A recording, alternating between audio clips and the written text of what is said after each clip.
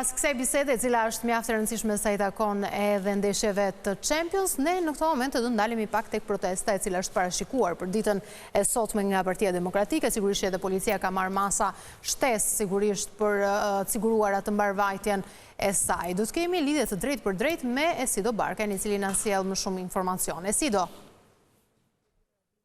Po, përshëndetje sërish, policia e Tiranës në fakt ka marrë të gjitha masa sa i takon mbarvajtjes së procesit të protestës të zhvilluar që pritet të zhvillohet ditën e sotme në orën 10, protestë thirrur nga Partia Demokratike. Aktualisht flasim efektivet e policisë janë rreshtuar të gjithë për duke formuar kështu kordonin e sigurisë përpara parlamentit të vendit. Janë të paktën 1500 forca policie të cilat janë angazhuar për mbarvajtjen e këtij tubimi për të thirrur nga Partia Demokratike. Aktualisht ne flasim policët janë rreshtuar përpara parlamentit, janë 1500 forca, si se thashtë më herët, të cilët janë në gatishmëri përfshirë gjithë komisariatet e Tiranës, por dhe strukturat e tjera të policisë, pra jo vetëm forcat e rendit, por dhe strukturat e ndërhyrjes së shpejta, apo forcat rënea, padyshim që do jenë në gatishmëri dhe autobotet me ujë, të cilat do të jenë në gatishmëri nëse do të kemi një përshkallëzim të protestës, siç ka ndodhur dhe në protestat e kaluara. Megjithatë pritet le të themi të nisë protesta e cila do të nisë në orën 10 për pas një ore, e cila përkonte me nisjen e seancës parlamentare. Pikërisht protesta sotme zhvillohet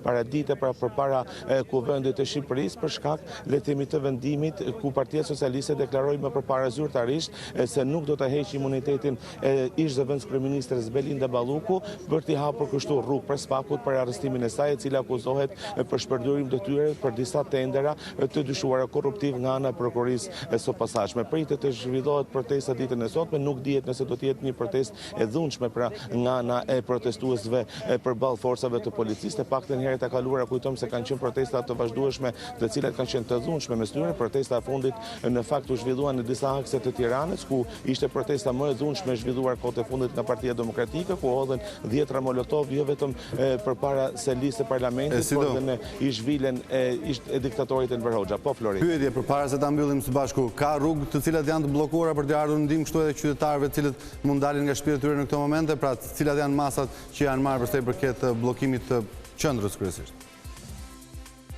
Për orën 6 mëngjesit e ditës së sotme, policia e Tiranës ka bllokuar vetëm rrugën George W. Bush, pra pikërisht në rrugën e cila është përpara parlamentit, nuk ka akset e tjera të bllokuara. Megjithatë, bllokimi i kësaj rruge mund të ketë sjellë le të themi një ngarkesë në akset e tjera të rrugës në afërsitë të zonës së parlamentit, duke rënduar kështu trafikun. Deri në këtë moment është i vetmi ky aks i bllokuar nga policia e Tiranës, ngjelet për të parë se si do të jetë skenari i zhvilluar i protestës, nëse protestuesit pra do të shpërngulen apo do të kenë një itinerar tjetër të protestës së tyre. Në këtë kuadër policia do të bllokojë dhe akset e tjera rrugore. E si do t'i jesh në terren, do ta ndjekësh protestën, besoj?